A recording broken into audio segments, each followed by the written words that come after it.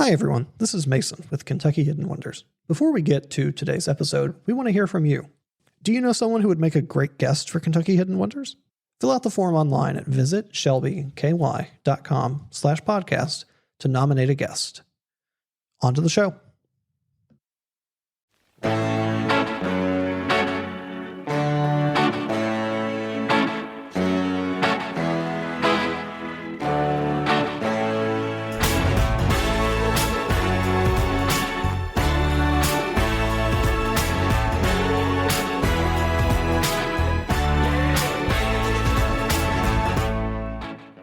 Welcome to Kentucky Hidden Wonders. I'm Jeanette Marson. And I'm Mason Warren. Together, we're uncovering the secrets, stories, and hidden gems of Shelby County, Kentucky. From unforgettable places to off-the-beaten-path adventures, join us as we explore Kentucky treasures and Shelby County's best-kept secrets. Our guest today is Derrick Griffitts, who is the Director of Parks for the Shelby County Parks and Recreation. Thanks for being here. Hey, glad to be here. Welcome, Derrick. Glad to be here. Ready for an exciting podcast. Absolutely. So let's jump right in with your background, kind of what led you to this point in your career. And have you always worked in Parks and Recreation, or, what brought you here? I'll be honest with you. I've always been in the, if you want to say, service industry side of entertainment, if you want. But right. I've been on the golf side. All of my training as a PGA golf professional, which I've been a PGA professional for 25 years in the business since 97. Well, actually, now those years get away from me. So, but 26, 27. And then I've been a PGA member, Class A professional since 2004. So, my background is in the hospitality side of golf and operations. And, that's just where I've always had a passion for golf. And that's what brought me to the Parks and Recreation. The Shelby County Parks and Rec was the first municipal experience I had as a head golf professional. And just from there, with my 18 years at the parks as the golf professional superintendent, it's grown now into a larger adventure into the other part of Parks and Rec. So, now I'm in a new adventure with Parks and Rec. I'm still working with golf, and that's still part of my bag in my position. But now we're into different things. We're into the other side of where I can add value, and we can add value to our community from the standpoint of kayaks and playgrounds and yoga classes and athletics and all those things. So my path's a little different. Started on the green grass, and it is now went to a little taller green grass. Well, I have to say, golf is super important to tourism here. Yes. Research shows us it's like in that top 10 things that people like to do. So it is a destination activity. Absolutely. So I was saying that our show name, of course, is Kentucky Hidden Wonders. So tell us a little bit about maybe some hidden gems that your park system has, that our park system has. Well, the one thing about our parks department is we are so broad in the various things that we do. Some of my favorite adventures really are, my son and I will go down around the streams in Clear Creek, whether that's around the lake, and we have a lot of folks that RV camp and more tent camping. But we like to get kind of out in the creeks. I know there's kayaks that some folks do, and we've got those available for rental and all of that. So there's adventures on the water. Though that's definitely a unique adventure at parks. Some of our other facilities, such as our Redford riding partnership out at Shelby Trails. That is definitely a hidden gem that's getting to be more well-known, definitely. There's not many that do guided tours, right, especially in that sort of environment, and they do a phenomenal job out there, Justine and her crew. It's wonderful. That really is a hidden gem. Most folks don't know where Todd's Point is, but if they can make it out there, they'll remember it for sure. So aside from that, we've got at our golf facility now, we've added a indoor simulator That's something unique to a lot of facilities. In addition, we have a covered driving range, automated ball machines. So we're sort of getting into the self-serve side of golf. Right. It's a 9-hole executive, which there's probably 3 executive golf courses in our region. So we really have sort of that quick round of golf that gives all the elements to beginners, to folks that stay busy and their schedule a little more compact, and to some of our seniors that still like to exercise. So I'm a golf center guy, so I could talk about how unique and wonderful our golf center is. But from our simulator to our practice facility to just how the course is set up, is a gem that most people don't really know that's there. That simulator. Oh my goodness. It's cool. So very cool. It's cool. Very cool. And talk a little bit about how kids can use that simulator. Sure. We partnered, the vendor that we went to for that product was TrackMan. TrackMan is the leader in golf simulation. Whether you see it on the PGA Tour or LPGA Tour or seniors, you're going to see TrackMan being sort of used as the tech side, and we're able to bring that inside and into our facility. Thankfully, through some of our support with Shelby County Fiscal Court and the ARPA grants, we were able to make that possible. And with the kids, they can jump in and play desert cartoon games. And in golf, we're always working to train when it comes to how far you hit the ball and the direction you hit the ball. Those are really the 2 variables there's a lot more. People make golf a lot more complicated sometimes than it is, but that's okay. That's part of the challenge and part of the adventure. But really with the kids, we're really focused on how far you hit it and the direction you hit it. So in these games, there's like a pinball sort of format. There's I want to say Candy Crush. There's where you take off light colors and you try to collapse the columns.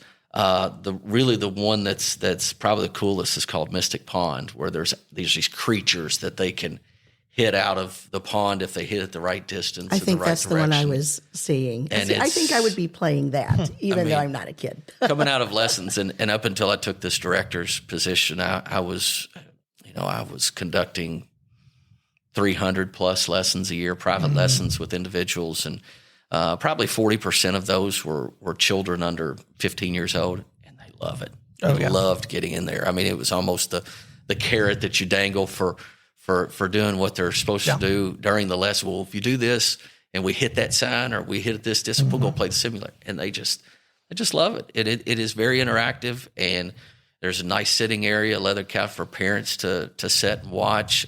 Groups of 3, 4. 3 is what I recommend. 4 is available, but safe spot. We've now got ice cream in the pro shop. So, all kinds of things are going on there. So it's a really cool vibe with the simulator. And then if you just want to see the ball fly, you can step right out back and let it fly. So now this is still on golf, but one of the most surprising things I had found out was that we have a pro frisbee golf course. We do. Which is amazing. Yes. We have a disc golf course at Red Orchard Park. And I've been told, I'm not a disc golfer. I'm a traditionalist. I follow the white ball and not the frisbee. But been told that it's a lengthy course. It is a challenging course. That's what we've heard too. And so we've hosted some events there in the past. Most of these events are with partners that put on the events. They're not hosted per se by our parks department, but in conjunction with our parks department. But it's a popular site for the disc golfers. So I've pledged that I'm gonna throw a round of disc golf this year, but we'll see. There's too many. You think that there's just one disc, but they have multiple discs. It's 3 or 4 or 5. You got the driver and then this and that. So I'm still waiting to learn what's going on with that. But at any rate. And you had mentioned camping, of course, Lake Shelby. Another hidden gem is the full hookup. I think you've got at least one site that has full hookup, which is amazing.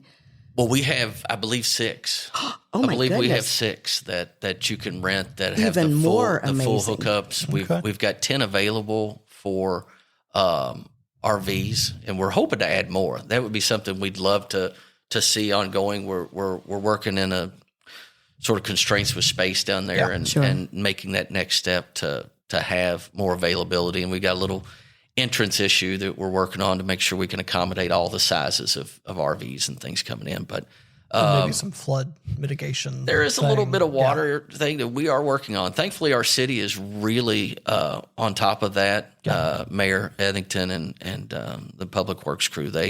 It is actually a city road coming into our camping area. Okay. And so they oversee that and have really helped us mitigate some of those water issues. Well, that's what we definitely need more campsites. Yes. People are crazy for camping. Yes, And yes. very popular. And if I remember right, you had a waiting list and right. everything. We've got plans So- for 4 Okay. in the near short term. Okay. Beyond that, we're still in the stages of figuring out how. Well, exciting. So Well, so changing gears just a little Sure. bit. The park hosts all kinds of summer camps and leagues and things like that. But are there any, unique events that are coming up at the parks that you want to talk about? Here's the thing: we are going through like any new administration coming in. I see things that I've noticed for a number of years that I would like differently, and now we're in that spot where we're able to start making those changes. It's very exciting, and we've got some exciting things on the horizon. Like very, very, very soon, we're going to have a new website where folks can actually register online, pay online, fill out the waiver online. Excellent. That is And good. so we could actually do camping sites. We can we just do a multitude. Sponsors can even go on there and pledge their support for some of those events and activities. We have an app that's going to be coming out in conjunction with that can. Hopefully, I'd love to see it where it could kind of geocache a person where they know where they are in conjunction with different fields or even different parts of the city and and things like that. Because we always get questions about directions. Where's the next place to go eat? Where can we do this? And we have some that are there all day, so it'd be neat if our app is going to be able to show them where they can just pop in. You're here. Here's the next place to go get something to eat, downtown, or whatnot. But that's coming out very, very soon. Excited about that. Of course, our leagues are in full swing. Baseball's rocking and rolling. Softball's rocking and rolling. Right now, we're working to formulate some camps because we're going to get back to our roots. One of the things that I've noticed, I've always done a lot of instructional, and that's been one of the things with me. As a parks department head, I was still involved with the instructional side of it. So I was developing my own customers.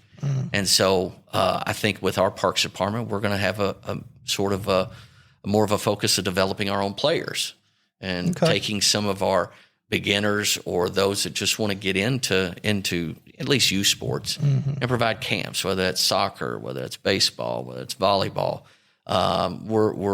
This year we'll be rolling out, I believe, one of those and then targeting more as time goes by. So very exciting things with all sports. We've got some travel ball events coming in. I got a big one at the end of June.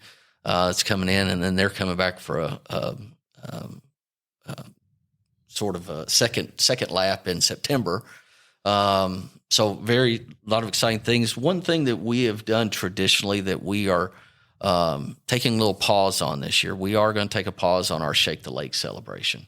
Oh, okay. Our fireworks show, things like that. We've got some new plans. We just want to reevaluate. There's a number of fireworks shows, and it does get just a number of factors that we're looking at. Expense is one. Sure.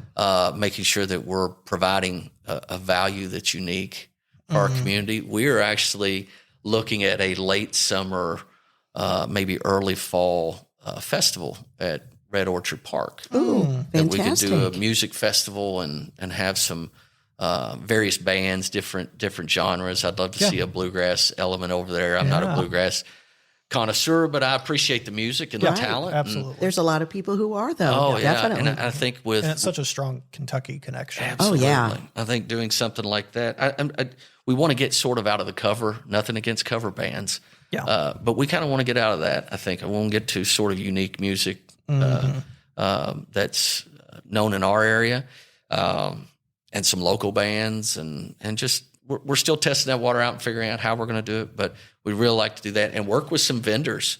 We've got such a strong, we got a strong presence of the distilleries and some other things that are downtown. Traditionally, we're not able to work with those elements at parks. But at Red Orchard, we're hopeful that we can sort of define a new environment there.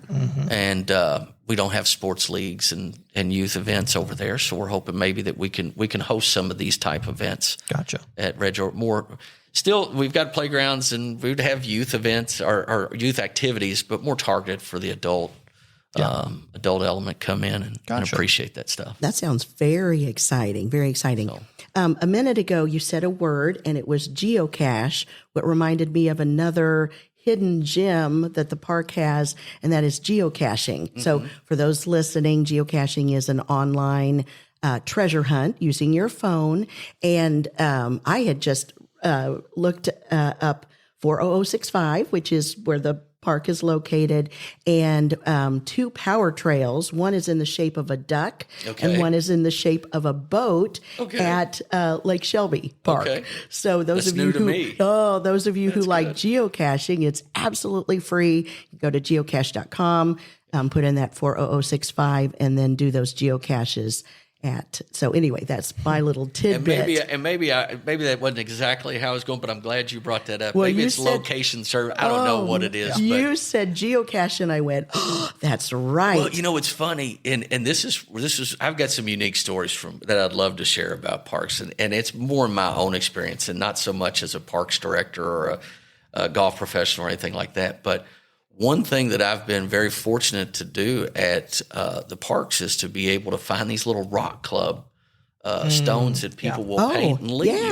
Yes. And some of the most unique, I've had a beautiful bird. I'm walking, I'm in my, I just got finished mowing greens, or I'm, got finished, doing something. And the least thing I'm thinking about is looking around for rocks. And all of a sudden a rock catches my attention. Yeah. And you go look at it, and it's a painted rock from this Shelby Rocks Club, I think is who it is. And it's the last one I found was and maybe I'm not as good as I should be in putting them back. I just appreciate the art, so I'll post them in the shop and let people see them. But it was a American flag, and it was striped and it was painted. It was beautiful. And then I found a beautiful bird one time, and just so the spirit of parks and the vibe. There's just all sorts of elements where people are sort of engaging, whether you see them engaging or not, with things at the park. My son and I use the park a lot too. This is my second story I'll tell you. My son and I use the park a lot for our adventures. Like we'll metal detect and we'll go down. There's unique history of the park is, and I want to be as sensitive to this as I can because I'm not exactly sure, but there was an Indian presence. Right. Sure. Quite a long time ago, and they found artifacts in certain areas of the park. I actually think I found an anchor in the creek. Really? It has a etched out hole in it almost looks like a creek rock, a flat creek rock, but it's got an etched out hole. And I did all this research, and I think that it's something that they use to tie down either a boat or something to stretch fur or something. Cool. Yeah. But I'd love to send you the picture of that. Oh, I would love to see it. I know, like the listeners would probably love to see it. So more hidden gems, just investigating on the trails or whatever. This was in because there's like 19 miles of Clear Creek, right? Something like that. This was back. They say the presence of Native Americans mostly were where our amphitheater is and our softball area, and back kind of towards Lake Shelby, which makes sense because there was the body of water. Sure. So it's just really neat to kind of tour around there. And I know people have kind of did their adventuring back through there. The other element, my son and I will wade in the creek sometimes. We got our waders. And most recently, he and I found a 1910 Coca-Cola bottle from Louisville. And it's very collectible. And it was actually an amber colored glass. So it's just beautiful. I can't remember. It's got the arrow design. It's got a circular arrow design on it. And it's 6.5 pints. Oh, that's amazing. Or 6.5 ounce. 6.5 ounce. It's not a 8 ounce for 12 ounces. It's 6.5 ounce. Right. Just found it in a creek. They made Coca-Cola very differently back then. Yes. Too. Very different recipe. Yes. Yeah. For those that There was no Coca-Cola in it. It was at the bottom of the creek. I know. Yeah. But we do all that. We have found Lexington. We found a Lexington Coca-Cola, but we have yet to find a Shelbyville Coca-Cola bottle, and that's on his and I's. Yeah. That's sort of on our list, our bucket sort of list of what we want to find. We want to find a Shelbyville Coca-Cola in the wild. Yeah. Don't want to buy it. We want to find it in the wild because we had that distiller, or we had that bottler Bottle, here. yeah. On the bottom has Shelbyville. So we're hopeful that those waterways, we found Pepsi, 1940s Pepsi bottles and things like that. So we really love getting out there. But there's just all kinds of fun stories. Well, so many places to visit and so many hidden gems to be found. Yes. I know in tourism we talk about the quality of life, that bringing outside money and visitors into our community is such a big deal. But in your opinion, how is having a wonderful park system like what we have, how is that increasing our quality of life, bettering the community? Oh, wow. I can speak with this more from a standpoint of being a golf professional and what I've seen at the golf course. I've had folks come in, especially our elderly, that are just looking. There's two things. One, they've either had medical issues and they need to stay active. And 9/10 of the time, I always get the story of once they retire, that they just sit and life is, they tend to find, medical issues pop up more readily. But when folks will stay active and keep that blood flowing, they tend to, definitely improve their life. And so I've had folks that have rebounded from, just horrible diseases such as cancer and things like that. And they're on the rebound and they come out and they start walking. They can play one hole this week, and then next week they're playing 3, and then before you know it, they're playing in league, and then they're back to active. So I feel like that parks can give people their life back sometimes. And there's, we can look into, our water aerobics program. We can look into some of the, even our master gardeners that like to get out and work in the gardens at parks. And it just brings a life back to folks sometimes when they're in their sort of second act, improving life. In addition, through the peer-to-peer sort of interaction, there's a lot of folks that will not talk to someone for a day or 2 or 3, but when they get out, they just engage, and just that 5 to 10 minutes of engaging with other people, because we're very friendly. I mean, you don't see a lot of frowns at parks. I mean, everybody's usually intending to be there, unless they're going to work out on a treadmill. Now, after that's why we brought in the ice cream up there. That's funny. After they get off the treadmill, usually we have smiles. Beforehand, it's like, but no, in all seriousness, they're still friendly, and just that positive interaction can make a huge difference in seniors' lives, especially. And then when we get to kids, adults. Everybody's busy. They're just running. Hopefully it allows them to slow down a little bit and just kind of breathe it in. But the kids just, most of it's structured around an activity. It's structured around baseball, it's structured around golf, it's structured around our youth camps and after school and things like that. All the various non-athletic activities they do. And just hopefully it helps build their integrity and their honesty and their more character traits that are going to stick with them. So parks is, like I said, I think parks allows folks to either get their life back or improve their life. And so it's very good. Well, we are really lucky to have such a great parks department. And so speaking of, and obviously you're the director of parks, but there's a whole team that kind of makes all of this happen. So can you talk a little bit about, some of the behind the scenes things that people might find interesting? There's a lot that goes into doing the youth league of baseball or whatever. So can you talk a little bit about that? We have a phenomenal team. Of course, the team as we grow continues to grow, and we have, I guess to put it in perspective, our park system is 960 acres of property, encompassing 3 major parks and 4 mini parks. We don't so much engage on property that's not not ours, but we still are active in shows and, some chamber showcases and things like that.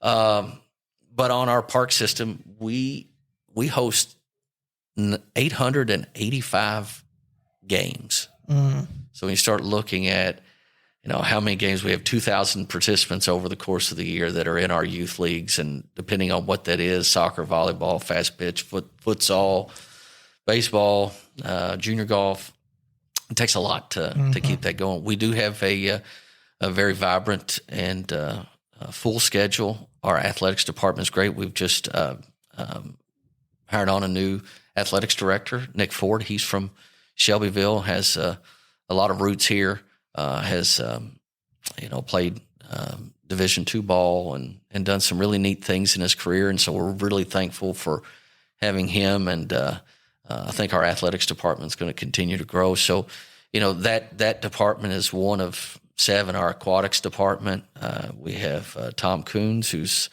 a well-known coach and does really well there. We have a lot of activity. We have almost 40 lifeguards that are on staff, whether it's the outdoor pool, whether it's the indoor pool. Wow. So taking those things on, we've got a phenomenal maintenance supervisor that's sort of jack of all trades. We just continue to. He started. He's sort of long in his career, so we're wanting him to stay around as long as we can. But Earl McDowell does a phenomenal job, and of course our sort of our keystone with Leanne Wood. She's sort of our. She's the assistant parks director and office administrator, and so all of us work together. We're not a real big crew. We're more part-time and seasonal staff, but it takes a lot. We're really focused on our master schedule and making sure the communication is out there, so everybody's abreast to what we're doing at parks and can schedule, and hopefully they'll see that in our app and things. So I've just got a great crew. Our youth services, Jordan Tedderton, he is great at what he does. So I could talk about all of them individually, but we've got a great staff. We've just got everybody who's just been in it and they're passionate about it, and it shows in the work that we do. So absolutely. If you want to take that adventure into parks, please, Shelby County Parks, please come see us. We'd love to see who the next all-star is coming down the track. You're probably always hiring, I bet. There's always something. Full-time, part-time. There's always something. Whatever. And you have kind of answered this question before, but in your downtime, when you want to relax, what is your favorite thing to do at Shelby County Parks? My downtime? I guess I'm a mudder of sorts. I think there's something called mudlarking. I don't know. And that's sort of a hobby of things where people will find stuff in creeks and mud banks and things like that. Yes, okay. I was thinking you were a bird watcher and there was a mudlark. No, I think it's called mudlark. I've seen like magnet fishing. Yes, I've seen I have seen that. Yes. Okay. Yes. So I'm an adventurer. I just like to get out. My son likes to get out. He's 9. And I did want to say that my wife is phenomenal. My son is phenomenal. And I've got a great support system at home. So it allows me to do a lot of these things and be engaged a lot at parks.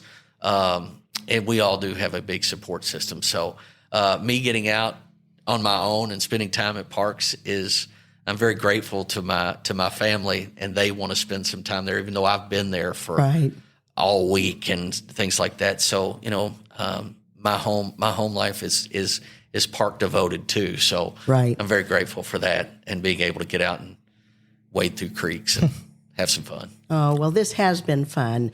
And I can tell, and Mason, like we've learned a lot about those little hidden gems too that the parks have. But hopefully more people will come out. More people will do something new. Maybe try pickleball if you haven't ever tried pickleball. But thank you so much for being with us. Absolutely. And the last thing that I would mention is upcoming, a big exciting thing that we do have upcoming is we're going to be revamping the Family Activity Center. Oh, very exciting. And so we're going to put the activity back in the Activity Center. Okay. Aside from everything that I'm sure you all have delved into the grant world and things like that. You know, we're looking for funding and working on some different items, but we're looking at moving our fitness center up to our Walters Center. Okay. And creating a sports and fitness center that's a collab with our athletics department, some of our personal trainers, instead of being separate, and then moving our youth center down to our main area in the lobby, Okay. where we can have more of a nursery element in the front with some sensory sort of elements to it to Excellent. cater to different learning styles and things of kids. But really wanting to put that. We're going to bring some arcade games back, hopefully, into the back part of the activity center. I'd love to one day find the funding, and this is sort of step B or phase B, to have a activity patio in the back where we could have shuffleboard, foursquare, little concerts, and Right. family movie nights and That'd be cool. things like Yeah. that. So we're really focused on getting some activity back into the activity center, and so I think that's going to be something where we take some notes when we go to some of these big Bolaramas or Right. other experiences, and we're trying to bring a little of that element to our community to make sure that the kids have someplace positive to go, that they can utilize those elements. So, other than that, the last thing that I was going to say is we're very happy to announce that we received a very big grant from the state with the Environmental and Energy Cabinet for a crumb rubber project. We received a $150,000 grant. That's amazing. And it's a matching grant, a 75-25 grant, that now we're going to resurface the Little Heroes playground with crumb rubber and the recycled rubber material. Gotcha. That's the handicap, or It will be ADA compliant. ADA compliant, So yes. we're very happy about that, and we get such traffic to that. It's such a wonderful playground area, but it's getting ready to go supersized. And That is that's excellent. ultra playground. fair ultra playground. I There you love go. it. So we're very excited and thankful for that. Hopefully all that work is done by the end of the summer. Okay. And we got all kinds of stuff going at the park. Well, your energy is wonderful. Yes. Thanks. You're going to be wonderful for the park. Thank you. Absolutely. Well, anything else before we wrap up? No, I said my last thing. So Oh, we could go on forever. There are so many parts to our park system Yes, that absolutely. the interview could go on, but we will not. So we'll cut it here. digress. So. We yes, indeed. Thanks Well, so thanks much for for being being on. on. no, with thank us. you all for having me. I appreciate it. Absolutely. This has been Kentucky Hidden Wonders. Thank you to Derrick Griffitts for coming on the show, and thank you for listening. If you've made it this far, make sure you subscribe and leave us a review. We'll return with a brand new Kentucky Hidden Wonders episode in 2 weeks. Bye, everyone. Kentucky Hidden Wonders is a Shelby KY Tourism production. Your hosts are Jeanette Marson and Mason Warren. To learn more about Shelby KY Tourism and to start planning a visit, head to visitshelbyky.com.